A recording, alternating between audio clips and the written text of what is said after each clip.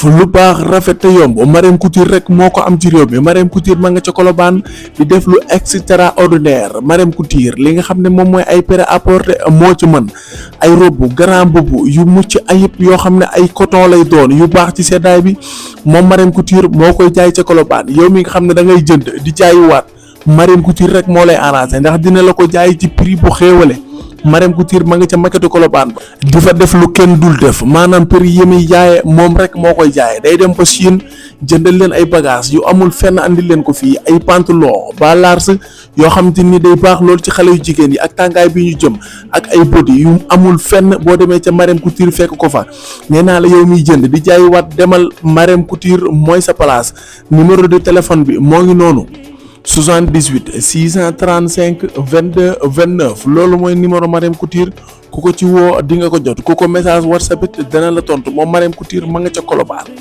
ko ci karkat waaw. kenn du leen présenté ci wàllu lamb. dégg la xam nga dama la kaay ñu toog si ko ci karkat ñu waxtaan. maanaam bu ñuy waxtaan dañuy waxtaan ci technique lamb expérience mbër ak ci wàllum bëree. mais ñeneen ñi dañu may bëgg a sonal di ma yóbbu ci wàllum ay mystique ak mbër mu jékki mbër mu jékku. ma ñeneen ñi rek ñun naar faa xam nga ñoom. amul loolu faaw nga ñëwal ñu. non non kii bu ñu tey maa bu ñu di tuuti lamb rek ñu waxtaan ci lamb. comme bés yi fi am rek. waaw. nuyu naa la. waaw delloo ziar bu baax a baax kay. maa ngi lay bëggee bu baax Diop bu Mor Kankang. waaw Diop bu Mor Kankang. waaw mais la historique Diop bu lamb ji rek. waaw Diop bu lamb ji fi mu bëgg a dugg nii moom daanaka boo faree day xaw a garaaw. waaw mais dama la mën a xamal daal moom mooy kii damay am contentement dama ko dégg mu waxtaanee dara si lamb. muy xam-xam ma ne ko Abu.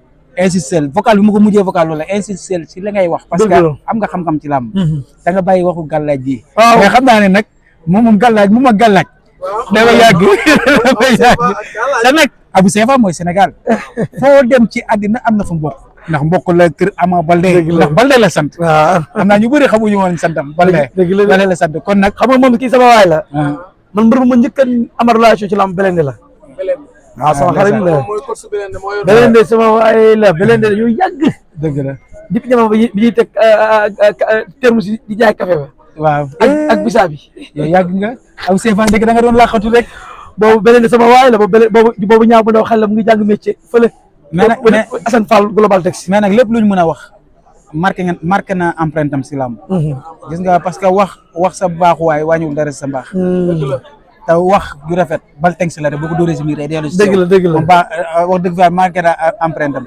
parce que tey ñu bëri Abou Sefa te man dem naa ba bëgg wax ko sax Abou Euro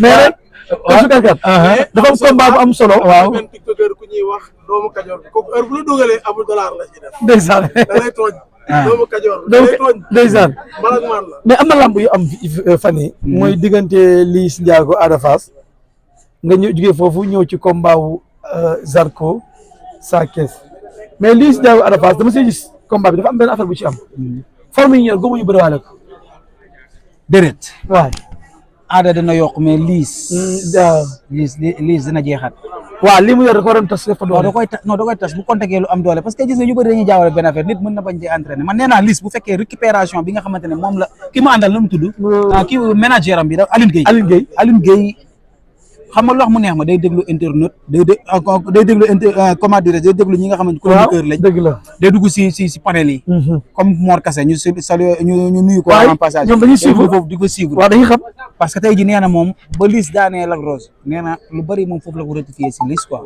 kon xamal ne kon am na ci te keroog Liss wane na ne mu ngi déglu chroniqueur yi parce que nee na yéen chroniqueur yi wax leen lu leen neex mais bu bis baa maay diriger si biir waaw li ma kenn mënu maa teye parce que li mu def na loolu avantage ci mbër waaw keroog bi Ada Fass ñëw ba ci man ne ma Abou li nga xam dégg naa ko na la 19 ma jommal lamb ma ne ko kon yaa ngi may dégg ma ne ko kon baax na loolu la wax waaw man xam naa ne pièce bi tombé na ci kon dégg na pièce lamb ji parce que dama ne ko doo sama favori ci lamb ji lii mooy favori bi mu ne ma foo teg loolu moom Ada si boobu ma ne ko parce que dama gis combat yéen ñaar seen qualité combat yi ku nekk dafa am ak manière boo bëri ak manière boo daanee ma ne ko Lac Rose Liss Ndiago kenn sañ doon jël million teg ko ci Liss Ndiago ñun ñi ba si man mii di wax ak yow Liss def Lac Rose dafa bëgg ci làmb xam nga waxaat du bari wax fii laa toog Modou Anta jox ma micro veille combat bi ay minuit 1 heure ma ne ko Modou Anta ma ne ko Lac Rose bés bu Liss réussir mamuloo Lac Rose lu mu bëgg a def si lamb ji doo koy def. te ma ne ko Lac Rose seetlu woo leen benn affaire mu ne ma ne ko Lac Rose saa yoo ko dóoree gaynde la day ñëw. waaw te ñëw bi muy ñëw day arrangé Liss. te arrangé na ko ñëw bi mu ñëw dóor na ko. du ko dóor mu daanu te et puis Liss dafa mbër moo ko def mbër. waaw. amul dafa mbër def ko mbër. Liss léegi jombul arrière jombul daw ci lamb. bi mu bëgg dafa mbër daa foon lamb yëfu guerrier la yëfu bandi la bërëb mu di dafa mbër da ko doo kuumu kaw sax yërëx ko. waaw mais tey jii. yow yaa ngi naan sa favori Liss la. waaw mais man sama favori Ada Fass la. dëgg la dëgg la. adversaire dañoo bokk ñaari adversaire commun.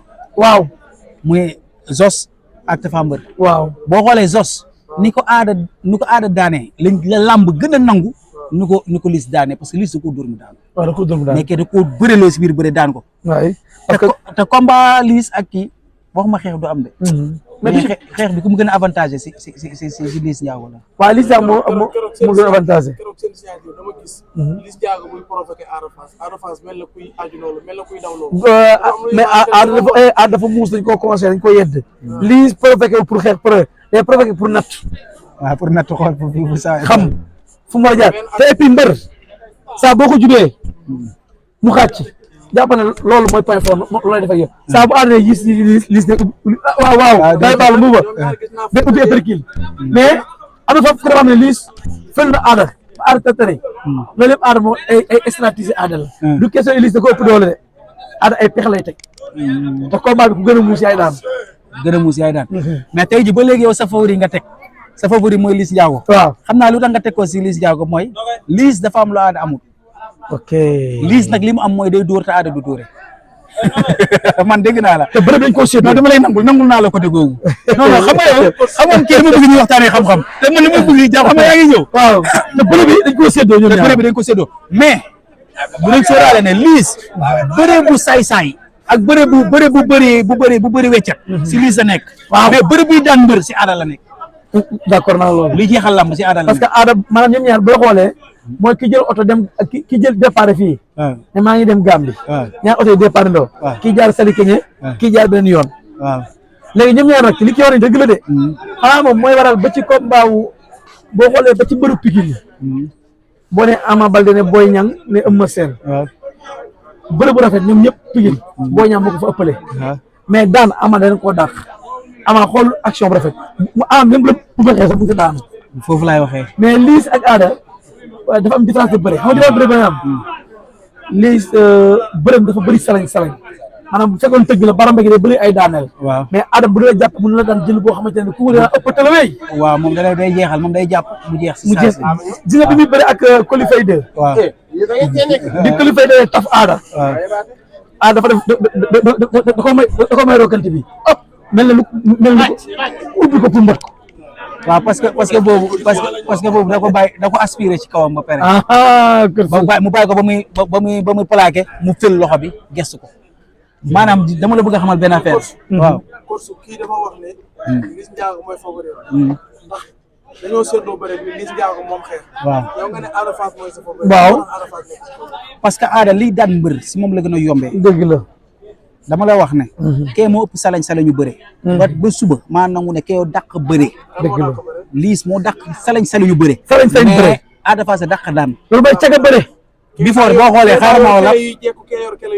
waaw moom laa non dama ne. bëre weccoo biyee jox wecc ñu dellu la weccat loolu si Liss sa nekk mais bëre bay daan mbër si Ada la nekk. mu benn franc gaa yi ko dàq bëre fuuf. mais moo leen dàq daan. waaw moo leen dàq daan moo leen assuré. da lay jàpp lim benn bi mu am ci lamb ji da la koy def da ngay daanu. foofu laay waxee quoi te boo xoolee dafa mbër nu mu def Liss. ndax daan Liss. waaw mu daan ba mu ñëwee si kii nu mu ko def. da koo fël sànni fële. waaw ba Liss nan la def kii nan la def Zos. dëgg la ko dóor mu daanu. kenn Ada nu mu def da koo jàpp bëriloo ko. fakku ko mu wàcc si ko mu rof ko caaxal yëg ko. waaw kon nag da ngay xam ne kon man. kii mooy favori am Liss la man sama favori Ada la dëgg la de. man loolu laa la dañuy ñëw ci combat di waral coow la. ñu bari diggante Boy Niang ak Reug Reug coow li bari na médical day dugg xam nga man biñ fi ñu taxaw ma ne leen. bi ma naan combat bi du am du question ay mystique laa ko teg wala lii. mais bi ma gisee par rapport ak may préparé alerte bi mel ne Boy Niang. ma yor prise de poids boo xam ne su ma pression ëppal naa 100 kilos di dem. ma ne non kii pare gu pour bëre. ma gis focus ci lamb ji dafa beneen déplacement pour wàññi poids bi su ma rëdd di daw su ma rëdd bu contact fa nekk kii pare pour bëre bi boo ñaa paree pour bëre bi mu ñëwee gisante rëdd premier signature Côte d'Ivoire nga xaw rëdd mu coriace indi doole ji woo kongu boo ñaa xam ne lii daanu rëdd dafa dem liggéey jiwaat bi boo ñaa fi muy paree loolu la bëgg wu ci combat bi am na ay mbokkam dañu ko bu si ma bëri ak waaj dalay daan te boo ñaa dafa ñoon décision pour humilier rek ci xeex boobu noonu comme li nga wax léegi nii ñoom ñaar dañu am différence de bagarre rëdd mun na xeex mais mbër muy laaw la te boo ñaa day natt ay direct maanaam combat boobu dafa am leen lu ma ci gis. li arrangé waaw. waaw li arrangé Boy Niang. li arrangé Reug Reug dérangé wul Boy Niang. waaw kay. parce que xam nga lu tax. kii ma dégg waay. xam nga loo ma war a moo la. billahi wallahi. Reug Reug attaquant la kee contre attaque lay bëree. waaw kay. moo tax ma ne li arrangé kii dérangé wul kee.